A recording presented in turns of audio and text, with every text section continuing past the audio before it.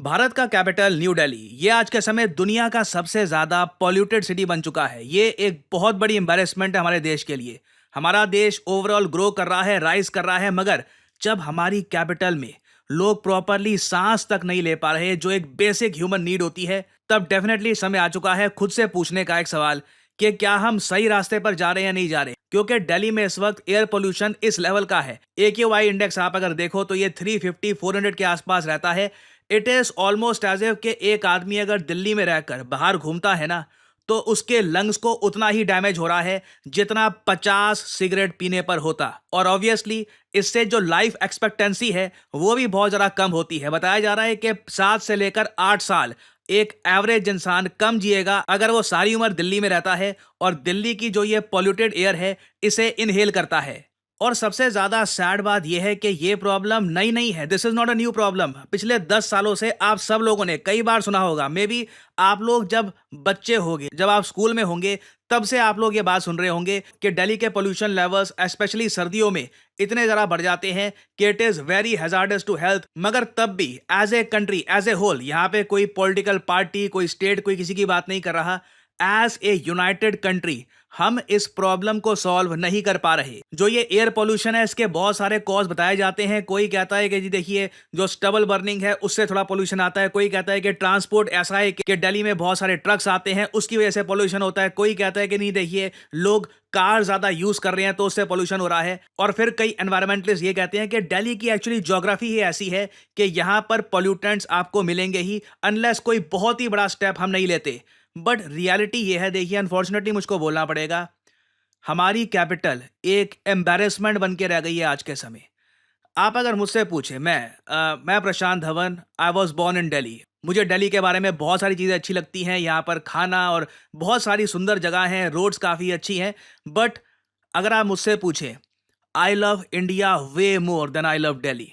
और as an Indian जब मैं देखता हूँ कि हमारी कैपिटल की स्थिति ऐसी है जहाँ पर जो रिवर है, मेन रिवर, ये इतनी कंटामिनेटेड है, जहाँ पर हवा इतनी ज़्यादा दूषित है, जहाँ पर वुमेन सेफ्टी को लेकर इतने बड़े क्वेश्चन उठ चुके हैं, तो कहीं ना कहीं बोलना पड़ेगा दिल्ली एक एम्बैरेसमेंट बन के रह चुकी है आज के समय। और ये इसलिए मुझे बोलना पड़ रहा है क्योंकि सोल्यूशन कुछ दिख नहीं रहा। प्रॉब्लम्स बहुत लंबे समय से बनी हुई है, पोल्यूशन लेवल्स कम हो नहीं रहे और अभी भी लगता नहीं है। कोई आपको अगर बोले कि आने वाले 4-5 साल में ये प्रॉब्लम सॉल्व हो जाएगी, आप नहीं मानोगे। क्योंकि हमारे देश में देखिए चीज़ें बहुत ज़्यादा स्लोली आगे बढ़ती है और इसलिए अब हम देख रहे हैं कि पहली बार बड़े बड़े पॉलिटिशियंस भारत में ये डिमांड कर रहे हैं कि कैपिटल शिफ्ट करने का समय आ चुका है। और again, me being a Delhi height, I love Delhi और मुझे दिल्ली की बहुत सारी चीज़ें अच्छी लगती हैं। मुझे भी ये बोलना पड़ेगा, परहैप्स इट इज़ टाइम कि हम थोड़ा सा डाइवर्सिफिकेशन करें। क्योंकि दिल्ली को अगर हम अपना कंप्लीट कैपिटल बनाकर रखें ना, तो इससे इंडिया ग्लोबली अपनी image as a rising power project नहीं कर पाएगा। क्योंकि आप खुद सोच कर देखिए, जो हमारे खुद के नागरिक हैं उनकी हेल्थ पे क्या इंपैक्ट हो रहा है, मैंने आपको बता दिया। अब इमेजिन करके देखो, कोई फॉरेनर, कोई अमेरिकन, कोई ऑस्ट्रेलियन, कोई यूरोपियन पहली बार दिल्ली में लैंड करता है, उसके माइंड में भी अगर होगा ना कि यहाँ पे बिजनेस करते हैं, इंडियन इकोनॉमी में पार्टिसिपेट करते हैं, पॉल्यूशन और जो हवा है और जो रिवर का यहाँ पे हाल हो रखा है, ये देखकर डेफिनेटली उसकी सोच पर बड़ा इंपैक्ट आएगा। और अगर यहाँ पे आप ये सोच रहे हैं कि वेट, चाइना की कैपिटल बेजिंग, बेजिंग ने भी अपना जो एयर पोल्यूशन लेवल है काफी कम किया है। अगर वो लोग ऐसा कर सकते हैं, why can't we do it. देखिए दोनों कंट्रीज में जो गवर्नमेंट के काम करने का तरीका है बहुत अलग है। जैसे आप लोग जानते हैं, इंडिया बीइंग अ डेमोक्रेसी, यहाँ पे बहुत सारे और इश्यूज हैं जो रिजॉल्व करने में बहुत टाइम लगेगा। 2014 में अगर हम देखें, आज से 10 साल पहले की मैं बात कर रहा हूँ, शी जिनपिंग ने ऑन रिकॉर्ड ये एडमिट किया था कि air pollution most prominent problem है जो बीजिंग आज के समय फेस कर रहा है। और उसके बाद चाइना ने $270 बिलियन का एक प्रोग्राम बनाया था जिसके अंडर कई सालों में ये अपनी कैपिटल की एयर क्वालिटी इंप्रूव करेंगे। इसमें उन्होंने बहुत सारे काम किए थे। आसपास की जो फैक्ट्रीज हैं वहाँ पर कई फैक्ट्रीज बंद कराई, उनको रीलोकेट किया। कई फैक्ट्रीज में जो पोल्यूशन रोकने वाले इक्विपमेंट है वो इंस्टॉल करने को कहा। जो कार्स हैं वहाँ पर मेजर चेंजेस किए। आज के समय आप अगर देखो तो इलेक्ट्रिक व्हीकल्स चाइना में बहुत ह्यूमंगस स्केल पर यूज की जाती हैं। ये सब चेंजेस चाइना ने किए, $270 बिलियन खर्चे, तो ये लोग यहां पर पहुंचे हैं। हमारे पास देखिए अभी तक एक्स्ट्रा $270 बिलियन नहीं है कि हम दिल्ली की एयर को कुछ रातों रात सही कर दें। और अगेन यहाँ पे आपको समझना होगा, $270 बिलियन के साथ भी चाइना जैसे देश को 5, 6, 7 साल लग गए थे अपनी एयर क्वालिटी इंप्रूव करने में, अपनी कैपिटल में। आप इमेजिन करिए दिल्ली की एयर क्वालिटी कब इंप्रूव होगी। अगर हम कोई पैकेज बना भी दें तब भी कब जाके स्थिति इंप्रूव होगी। तो देखिए, सिंस प्रोस्पेक्ट इसके काफी कम लग रहे हैं, कई politicians for example Shashi Tharoor, इन्होंने रिसेंटली सोशल मीडिया पर यह कहा कि अब टाइम आ चुका है कि दिल्ली के बियॉन्ड हम देखें as the capital of India. Perhaps अब समय आ चुका है कि हम इंडिया के किसी और लोकेशन पे देखें और वहां पर अपना नया कैपिटल बनाएं। क्योंकि अगेन देखिए, अगर बिल्कुल सांस लेने की जो हवा है ये इतनी ज्यादा दूषित है, तो जो सड़कें हैं वगैरह, लोगों का ध्यान उस पर जाएगा नहीं। लोग लिटरली जब सांस नहीं ले पा रहे, that will be the biggest issue. और एक बार को थरूर साहब ने बात बोल तो दी है कि देखिए बिल्कुल यहाँ पर दिल्ली में स्थिति खराब है, कहीं और हमको शिफ्ट करना चाहिए कैपिटल। प्रॉब्लम यह है कि इंडिया की बहुत सारी सिटीज में ही आपको AQI बहुत हाई मिलेगा। चाहे आप गुड़गांव चले जाइए, गाजियाबाद, अमृतसर, इवन आप अगर भुवनेश्वर देखिए, अजमेर, बेसिकली कहीं भी आप इंडिया में जाकर देख लीजिए, इवन वाराणसी, आपको एयर क्वालिटी पुअर ही मिलेगी। जो हमारे बड़े शहर हैं, ऑलमोस्ट सारे जो बड़े शहर हैं, वहाँ पे एयर क्वालिटी बहुत ज़्यादा ख़राब है। इवन चंडीगढ़ जैसा जो प्लान सिटी है, वहाँ पर भी आपको AQI 164 मिलेगा, जो दिल्ली से एक बहुत बड़ा अपग्रेड नहीं है। अगर आप एक बड़ा स्टेप लेना चाहते ही हैं कि एयर क्वालिटी के बेसिस पर आप कैपिटल शिफ्ट कर रहे हैं, तो एटलीस्ट आप ये चाहेंगे कि जहाँ पर नया कैपिटल बने वहाँ पर एयर क्वालिटी बहुत अच्छी हो। हाँ, कुछ ऑप्शंस हमारे पास हैं, कुछ शहर हैं, फॉर एग्जांपल चेन्नई है, हैदराबाद है, जो पोटेंशियली हो सकता है, अगर हम उस तरफ देखें तो भारत के नए कैपिटल बन सकते हैं। बट अगेन ये बोलना बहुत ही आसान है। रिसेंटली इंडोनेशिया देश के बारे में आपको पता होगा, इंडोनेशिया की कैपिटल थी जकार्ता। अब ये लोग अपनी जो कैपिटल है ये बोर्नियो आइलैंड में शिफ्ट कर रहे हैं। इसमें इंडोनेशिया को 35 से 40 बिलियन डॉलर खर्च करने पड़ रहे हैं। और आप इमेजिन कर सकते हैं, इंडोनेशिया जैसे देश को अगर 35-40 बिलियन डॉलर लगते हैं अपना कैपिटल शिफ्ट करने में, तो हमको तो देखिए आराम से, मैं मान के चल रहा हूं, 70 से लेकर 80 बिलियन डॉलर्स के आसपास लग जाएंगे कैपिटल शिफ्ट करने में। ये मैं आपको एटलीस्ट बता रहा हूं, इतना खर्चा होगा ही। क्योंकि जहां भी नया कैपिटल अगर हम बनाते हैं, फिर से नया पार्लियामेंट बनाना होगा, नया सुप्रीम कोर्ट बनाना होगा, वहाँ पे एम्बेसीज के लिए फिर से आपको जगह चाहिए, वहाँ पे आपको गवर्नमेंट ऑफिसेज के लिए जगह चाहिए, आपको कंस्ट्रक्शन करने में बहुत टाइम लगेगा, और साथ ही साथ आपको लैंड चाहिए। चेन्नई, हैदराबाद में बिल्कुल कंपेयर टू दिल्ली AQI काफ़ी अच्छा है, मगर क्या इन दोनों शहरों में इतना लैंड अवेलेबल है कि हम फिर से एक नया कैपिटल यहाँ पर बनाए? सो अगेन देखिए, हमें मोस्ट प्रॉब्ली अगर दिल्ली की प्रॉब्लम से निपटना है ना, तो एक बहुत ज़्यादा डायनामिक सोल्यूशन की तरफ देखना होगा। दुनिया में कई देश हैं जिनके मल्टीपल कैपिटल्स होते हैं, मतलब एक ही सिटी में आपका जुडिशरी, लेजिस्लेचर, एग्जीक्यूटिव नहीं बैठते। ये काफ़ी हद तक डाइवर्सिफाइड होते। एक सिटी होगी वहाँ पे सुप्रीम कोर्ट होगा, एक सिटी होगी वहाँ पे पार्लियामेंट होगा।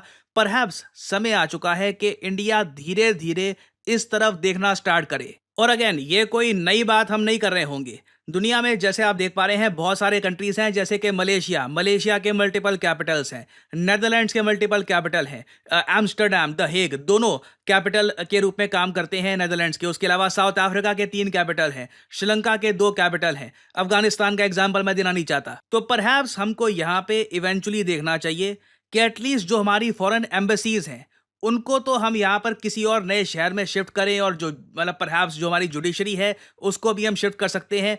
पार्लियामेंट अभी अभी हमने बनाया है तो उसको शिफ्ट करना, that wouldn't really make sense. और अगेन देखिए, कंप्लीटली अपना कैपिटल शिफ्ट करना ना, ये इतना ज़्यादा स्लो प्रोसेस होगा। अगर हम इंडोनेशिया का एग्जाम्पल लें, इंडोनेशिया जैसे मैंने आपको बताया जकार्ता से अपना कैपिटल शिफ्ट कर रहा है, और इनको अपना शिफ्ट कंप्लीट करने में साल 2045 लगने वाले हैं। मतलब 20-21 साल अभी और लगेंगे। इंडिया के केस में मुझे लगता नहीं है हम लोग 2 दशक वेट करना चाहते हैं। तब तक हम सबके बाल सफ़ेद हो रखे होंगे। तो हम लोग देखिए डेफिनेटली एक थोड़ा डायनामिक सोल्यूशन देख सकते हैं कि कुछ पार्ट जो है कैपिटल का ये हम दिल्ली से शिफ्ट करें, और धीरे धीरे दिल्ली के आसपास जो फैक्ट्रीज हैं जो बहुत सारे पोल्यूटेंट्स कर रही हैं आज के समय हवा में रिलीज, इनके अगेंस्ट एक्शन लेना चाहिए। एक एटलीस्ट मैं कहूँगा फंड बनाना चाहिए जिससे दिल्ली का AQI एटलीस्ट 200 के आसपास तो हम लेकर आए। वो फंड ऑब्वियसली चाइना के फंड की तरह नहीं हो पाएगा, $270 बिलियन हमारे पास नहीं है, बट एटलीस्ट मैं कहूँगा हमें 5 to 10 बिलियन एटलीस्ट तो चाहिए होंगे, ताकि दिल्ली का एयर पोल्यूशन कुछ हद तक कंट्रोल में आए। अदरवाइज आई मीन हम यहाँ पे लॉन्ग टर्म सॉल्यूशंस की ही बात कर सकते हैं। ये प्रॉब्लम अगले साल नहीं जाने वाली, 2 3 4 साल में भी नहीं जाने वाली। इस प्रॉब्लम को प्रॉपरली डिसअपेयर होने में 7 8 साल लगेंगे। तो we have plenty of time to debate and discuss कि इसका लॉन्ग टर्म सोल्यूशन क्या हो सकता है। फॉर द टाइम बीइंग मैं यही कहूँगा, I love Delhi but as the capital of India I don't really like Delhi.